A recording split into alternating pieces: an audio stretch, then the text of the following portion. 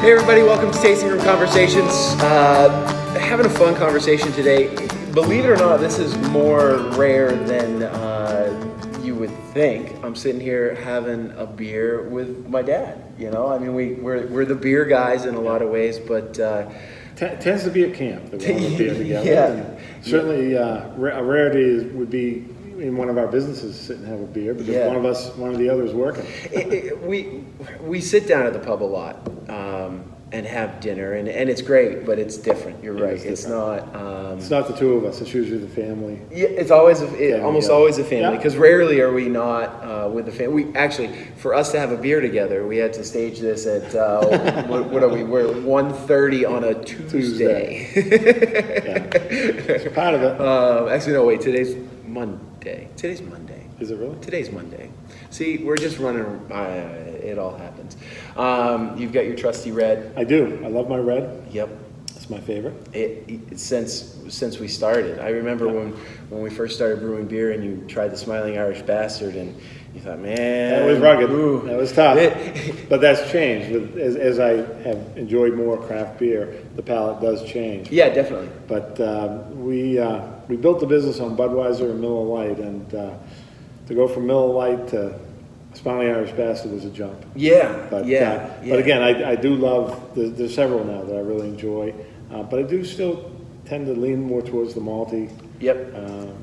Beers and not so much the hoppy. I think we're seeing a balancing out of the beer world in that regard, where a lot of it was for a time all IPAs, and now we're starting to see more lagers, more malty forward beers. I mean, the red is killing it in the market right now. It's kind of cool. Well, honestly, as a pub owner and operator, more than a brewer, I'm surprised that the higher alcohol level beers, the hoppier beers, were so popular. To be honest with you, because we do have to concern ourselves with drinking and how much folks have had, and so. You have some of the lighter ones that we do, the 4%, 3.5%. Frankly, there's less of a concern if somebody has 2 or 3 of those with their meal, and so that factors in. Yeah, I would definitely say. I mean, for me personally, when you get towards that 7.5% ABV range, there are a lot of beers that I love that are in that percentage range, there and above, but. It's different. Well, and frankly, a couple of those that you brewed, it didn't have a strong flavor. It went down really nicely. Yeah, and that's frankly somewhat problematic. I was like, okay, folks, remember. And so when the idea came up to serve it in a smaller glass, that sent a message as much as anything. Right. You know, this is a little different beer here. So again, as a pub owner, it's something to think about. Yeah, definitely. Speaking of pub, I'd love to dial back. I mean, we spend a lot of time as of late with beer and those sorts of things, but I think it's the pub has been always the focus, and it remains the focus. Absolutely. There's a lot of work, and there's a lot more, I guess, reach with the beer brand than the pub. Because the pub is really that Bangor thing, but the heart and soul of what we do, the majority of our time in business is talking about how, if we're talking about beer, we're talking about how does this beer brand support the pub brand in time, which it still has been being carried by the pub, and we've been, that's really the focal point of most of our conversations is making sure things on Main Street are going really well, and that's the foundation of our thing, and it's one of those that it changes all the time, but it still keeps that same vibe. And I want to go back to 1975. We talk about the beer brand a lot lately because it does have that reach, but it's been such a small window of our family's business comparatively. So put yourself back in 1975, and you didn't set out at that point to be a restaurateur. No, not at all. And so how hey, Mom and Dad, well, building a restaurant. Yeah. My father, it was always my father's dream. My father worked in kitchens, Dice Arts and Baldacci's and out at the airport at RA In-Flight was the name of the place. And he had this dream to have a restaurant. And the opportunity came up. It was a leased space, very small space, inside what was then the Penobscot Inn. And really wasn't enough space, which we came to understand over time, to support all the families that were trying to take a living out of it. And when I say all the families, my siblings and myself and my well, and you're one of 11, so one of 11, and so siblings would come, work for a while, and realize that, and move on, whether they went into another restaurant or just completely changed gears and picked up a different career. But in the beginning, my father had all the knowledge. He was the only one really with that basic restaurant knowledge, and fortunately for us, he was able to impart not only the recipes, the cooking, the techniques of how to cook, but also a lot of the business ideas. That was great for 1975, and it worked. You could do that then. It was simpler. We have that conversation frequently. It was simpler. If we were starting the way we started, right. You guys, the way you started in 1975, if we were to start that way right now, the game has changed so much. Absolutely, yeah. And it's funny, I came across a phone book from 1975 or thereabouts, and I went right to the Yellow Pages. For those who don't know, that's where the businesses were listed.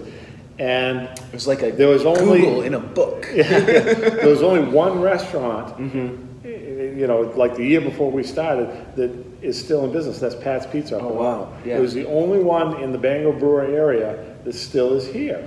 Huh. And it may have been 1965 or something. So, I remember some of them are still here. But the other thing that was obvious is that there were no chain restaurants other than McDonald's. Right. And so what we found is quite a period of time when we could make our mistakes, learn as we go, and not have that very sophisticated competition. Yeah. When a chain comes in, they've got it down pat. Their advertising, their marketing of all sorts, their pricing, their menus, everything is figured out for them. Not to say that it's ever easy, but we just could not compete with that base knowledge we had in 1975. Obviously, one of the things I did is I went back to school, went to University of Maine and Husson. I didn't graduate from either one, but I took those courses that I knew I needed. But this was 10 years into my career because I kept coming up against things that I didn't understand. Right. And so, the combination of the practical teachings of my father, who unfortunately died 8 years after we started, and then a few years after that, going back to school and getting that formal education, it made a big difference. Yeah. It really created more of a foundation, while my brothers continued to increase their knowledge. So a big part of our success has been that teamwork, and really that was set from day one. We depended on each other. We had to depend on each other. And each one of us, one of the keys to our success, I always say there's a couple of things. First of all, we each had our own areas of expertise, if you would. When I'm in the kitchen, Pete's my boss. Yeah. And Pete would never purchase anything without checking with me because I run the bookkeeping. Pat handles maintenance and that sort of thing. And we really check with each other. The other factor was we met every, at the time, Thursday. Every Thursday at 1 o'clock before the weekend, we would meet, have a conversation. If something happened during the week, we knew there was some displeasure in the group, but we knew at our meeting on Thursday we could really open up behind doors and that's the stuff we still do. We still do that. We meet Tuesdays, we meet Thursdays, and we get into those things, and all that core is still there. I mean, I think I knew when I came back into the business that that I would be welcomed. I also knew that I would have to bring something to the table, and I knew that it was going to be a moment of proving myself. But then quickly, when we started to make the decisions to move into the beer world, this was a couple of years after I had come back into the pub. I found myself somewhat with a seat at that table, which was really like, hi. but it was really a testament to you guys and the ability to say, hey, we're going to grow and we're going to change, but we're going to listen and we're going to teach and we're going to learn, and it's those meetings are really, I think, impressive for as far as the family business aspect goes, in that we do disagree. Violently. Yeah. Not so much anymore. Yeah. The early years, Yeah. or younger men, it would get really very, very heated. It doesn't anymore, but because we've ironed out most of the big problems. And I think people have room to express their thought.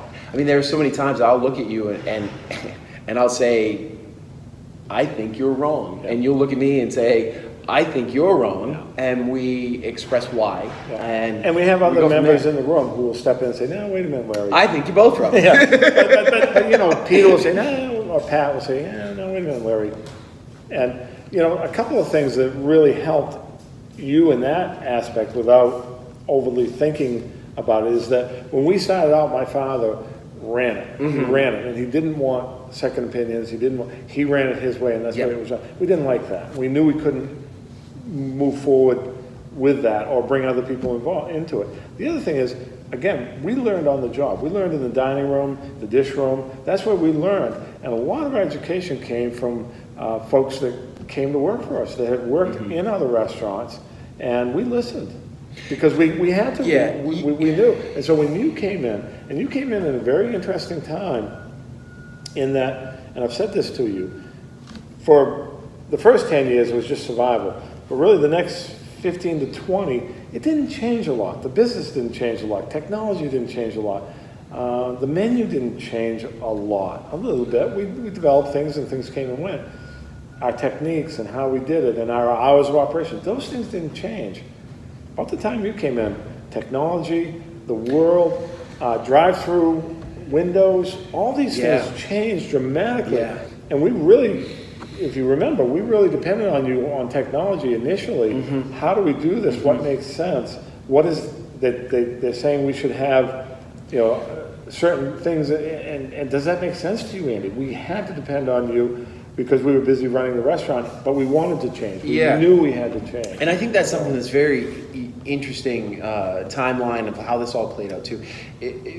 My micro generation. So I'm that weird, like, technically a millennial, but I'm born in April of the first year of millennials. Yeah. And so I'm kind of that not Gen X, but not quite millennial kind of thing. And my micro generation is that generation that grew up with some technology, but saw that blow up of technology. I mean, because I've seen the restaurant function, and I worked at the restaurant as a busboy in 8th grade when we were still writing down a slip of paper and handing it to you on a Sunday morning, and you were flipping the eggs and doing the whole thing. And the server took it, they added it up by hand. And did the math and did the whole... They got the tax sheet out. If it's between this number and this number, add 50 cents. And it was 90% cash. 99% cash. And it was like this whole other thing. Yeah. And I remember when we first got into the computer system that was... macros, they call it. PLUs, and like you had to memorize all these numbers for all the... And we had sheets with like 200 PLUs because it only could handle like 20 on the screen. You had 20 most often ordered. And now we're recording this conversation on my phone I can use that phone to look at our security cameras. I can use that phone to look in real time at what orders are coming through our computer system that is based in the cloud. I could have orders pop up to it if I want. Like, it's unbelievable. You can order your lunch on it. You can, everything is right there. You can make a phone call. You can have all conversations. Distribution numbers are like, it's unreal. As a group of managers, one message goes to all 5 of us. I mean, that's nothing technology now. Boy, the first time we could do that, I didn't have to make 4 phone calls. I could just text out a message. And it's funny to ask that question. That would be kind of that next logical question of, back in 1975, could you ever have seen this? And I mean, I don't think. Well, I know you didn't set out to be a restaurateur, and so the vision, at least in 1975, wasn't your vision. You've taken it on. Absolutely. And you and Uncle Pete and Uncle Pat have developed it into your vision for what it is. But I think to ask that question of, could you have seen it be here? I can tell for sure. I can answer that for you, because in 2011, when we started brewing beer, we didn't see that going to here necessarily. In 1975, you couldn't have even fathomed the technological advances. Or even think of it this way: it wasn't until 1985 that we built what is known as the Shamrock Room. Right. That we built the first addition onto the kitchen. Yeah. That we put a deck on. Those things weren't there. Right. And the seating, we added seating that in 1985 also into the dining room. Yep. The bar pretty much has stayed the same configuration, but just all these things, and let alone we didn't do to-goes. Right. We had one phone in the building. Right. We had a cigarette machine in the hallway. We had, all these things that some of it was like, all right, well, that makes sense as changes, but a lot of it just moved at lightning speed, and really in the last 10 years, 8 to 10 years has been tremendous change. Tremendous change, like you can't believe. So I'm going to throw out a few things, and these are things that I will say it, so you don't have to. I mean, we get up in the morning and we stress over the details, and we focus on the little things, and we come in caring about how to make everything we do better, and we worry about the hundreds of personnel scenarios, and not issues. I mean, we have great people. We have fantastic people. I mean, we have some of the best there are in the industry. Absolutely. for sure. Yeah. Not to crap on anybody else's people, but we've got amazing people. But when you've got 75 employees, there are always personnel scenarios. Sure. And whether that's the excitement of a brewer with a baby on the way, or somebody who's losing a parent, there's always something. So we do that sort of stuff, and we don't think about the accolades and the awards and those sorts of things. But I made a list of and this is just kind of the top tier, and it started really in 2013, in my memory, with the Entrepreneur of the Year award from the Chamber. And then it was just this onslaught of 2016 Maine Restaurant Association Restaurateurs of the Year, which was wild. Seriously? What? 2016 Governor's Award for Business Excellence. 2017, one that was a real surprise for us, the Shepley Award for Community Service from the Organization for Family-Run Businesses in the state. And then just recently, the Greater Bangor Visitors and Convention Bureau's Lifetime Achievement Award. And then in the middle of that, there was a 2016, the honorary chair for Champion the Cure Challenge from our work on Team Geaghan. We might get to that depending on how this all goes. I know you don't like to do this, but I'm going to make you do it a little bit. That's a pretty friggin' impressive run when you think about it. And we started with 1975, so we got that out of the way. We can say, that this wasn't what we were planning on doing, what we set out to do. But as you look at your career, because you're far from done, but you're way Winding closer. down. You're way closer Yeah. to done than the beginning. Way closer. At this point, when you let yourself think about that, what do you think about? I have to let myself think about it, honestly. Each one that came along, each accolade, the first reaction was, this is this is a team effort, and any opportunity I have, or I have had to speak, I sincerely thank all the great folks that have worked with us, all the great folks that support us, our distributors, our wholesalers, folks that helped educate us along the way. Yeah. Obviously, my siblings, my mom, and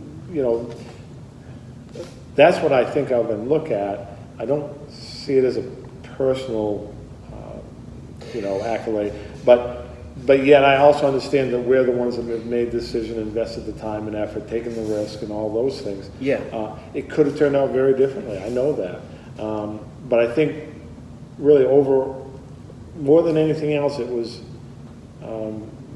the persistence, the drive to keep going when things were rough and tough. And then once we reached a certain level of success, to share that success. Yeah. When you talk about your employees and you talk about your customers and you say how great they are, if you're not giving back to them, it's hollow. Mm-hmm. And so for us, when we finally got to the point where we could pay our bills on a regular basis, all kidding aside, that was the goal, then we started to look around and say, well, we should have a benefit that takes care of health care, and we should have a benefit that helps with dental care and vision care.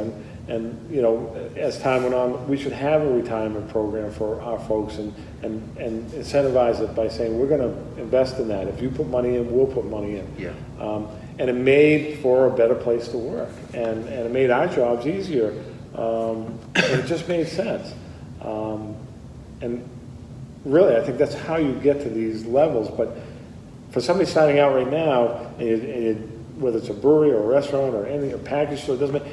I understand when you start, you've just got to pay those bills. But there comes a point, if you're successful enough, that there is that excess funds. Yeah. And what do you do with that? And it just made sense to us that we invest back into our employees and give them part of the reward of working hard. And I think for the story as told, one of the big catalysts for that ability to really step into that next level of community service and providing opportunities for our staff members to go from having a job with us to having a career with us was the switch of buying the building, having that payment go away, really building some equity in some things, and not putting it into frivolous spending, but putting it back into the things that really make us long-term.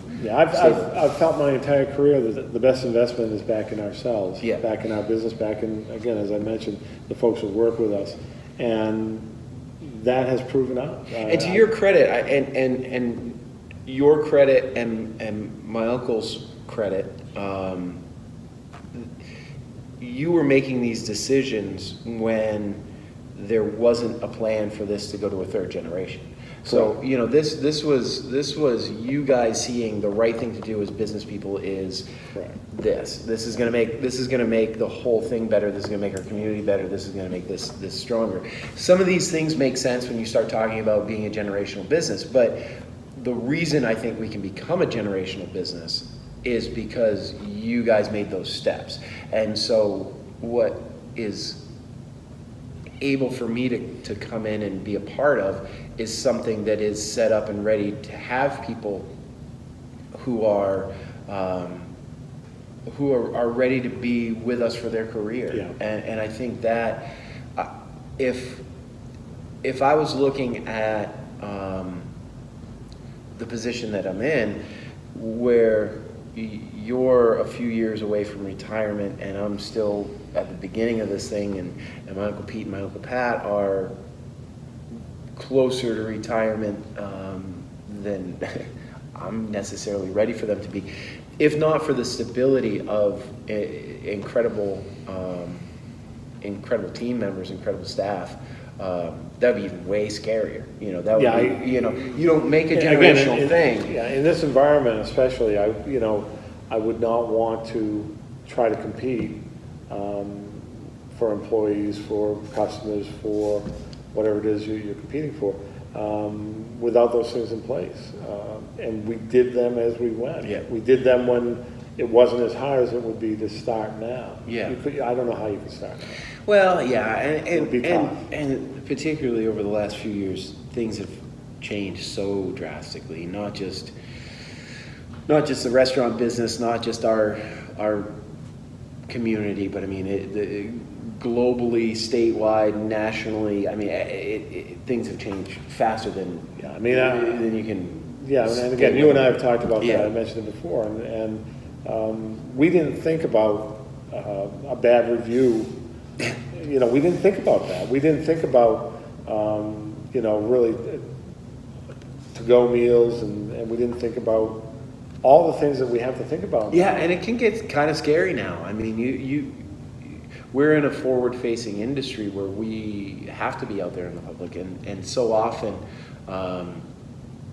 you make that move and you make it with the best of intentions, and there's that worry of is somebody going to understand what we're doing, or is this going to be read in entirely the wrong way, and people show up tomorrow and boycott, and now all of our staff members and all of everybody's in jeopardy because of a post that we made, or something that was said, or an action that happened, and it's a wild world. It is, and again, a very different world. Where we spend our time has changed. The things we're watching and worrying about have changed. Big time. A lot of 99% of the basics are still there. It's just that we've added and added and added. Right. We're still every bit as worried that Reuben goes out exactly as that Reuben should go out, with the right amount of everything and the right cook, and everybody shows up on time, and everybody gets paid on time, and the delivery shows up, and dissolved oxygen numbers in the beer are right, and all those things. Yeah, that doesn't change. What changes is it's out there more. Yeah, it's out there so much more. Yeah, it is, and the world's out there so much more. So now, shifting gears a little bit from business. I mean, we talk business a lot. Looking at a legacy you've left behind. I mean, I'm going to have forever in my career to try and keep up. But you've done some really cool things, and you're able to be in a place in your life where you're looking at that next step of backing away from some of it, from moving, shifting time focus and priority focus into things you want to do.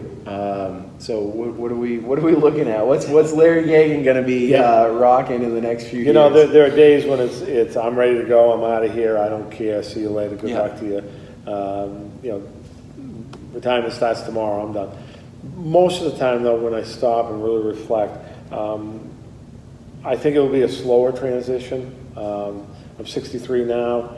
I would like to think by 65 that burden of responsibility will be shifting to you. But in that transition, certainly, there'll be opportunities for me to continue to have a hand in it, but not that level of responsibility. Having said that, I don't see that I'm going to go retire and sit in a rocking chair. I love to work around the house. I love to work around camp. Yep. Andy and I share a camp, and the grandkids, your brother in Cleveland. There's you're not gonna go get to sit on that beach because mom's not gonna let you. Not in the wintertime. But mom's not gonna let you. There'll be travel. We do have friends around the country and we've got relatives. Your Uncle Dan, who recently retired, do some traveling. Nothing exotic, but traveling in the U.S. Just to be able to wake up and think, all right, well, I'm going to take a couple of weeks and we're going to go see part of the country we haven't seen. Head out to go Cleveland, see hang some out with my folks, see your brother. Yeah, that type of thing. Because the responsibilities, has at times been overwhelming. And there are days. I don't want to scare you, but you've had the opportunity to have a real taste of it, running your own part of the business. I think that's been a real plus for you in your career. Because I don't get involved in employee matters over here, and I don't get involved in much of it really over here. We talk, but I'm not.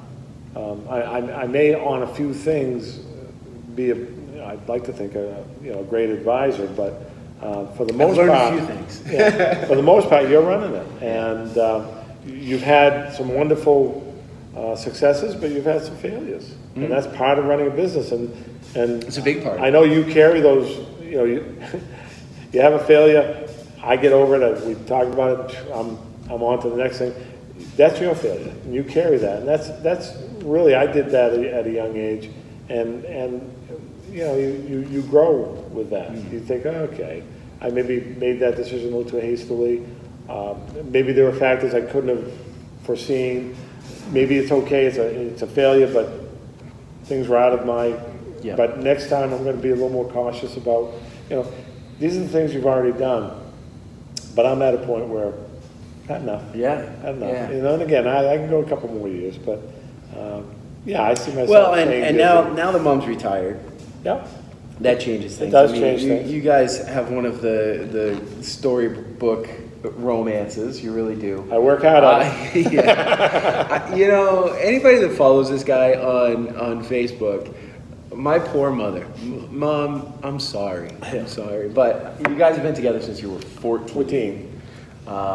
And still Pushing going 50 strong. years. Yeah. Sitting out on the dock together, just hanging out. Yeah, we truly love each other's company, and and you've set a pretty high bar on a lot of things, and I appreciate it. I appreciate the opportunities to